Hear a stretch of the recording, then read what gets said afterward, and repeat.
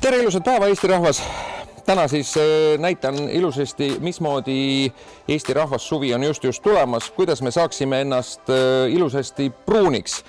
Näed, võtate tere kakao proteiinipudingu fit ja panete selle siia ilusti värvi potsiku sisse.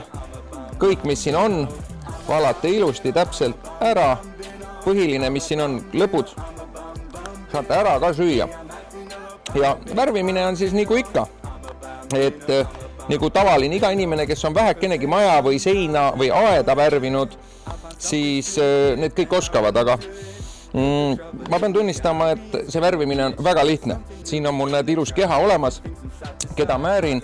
Väljas on külm, aga sees daamidele võtad, paned ilusti keha pruuniks, natukene kuivab ära, siis paned kindlasti teise, võid ka kolmanda kihi panna peale.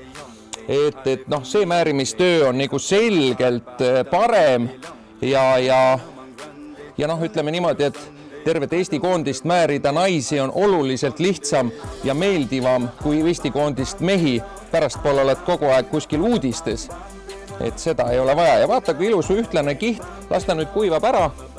Sama asja teeme siis ka jala peal, et ilusti ühtlaseks pruuniks saada. Et siin on nüüd siis näha seda, et kahe kihi vahet on ära kuivanud, siis läheb tumedamaks, aga sellest ei ole midagi. Rullid natukene ära, vana värvija teab, natukene laiali ja jälle ta lähebki ilusti kõik.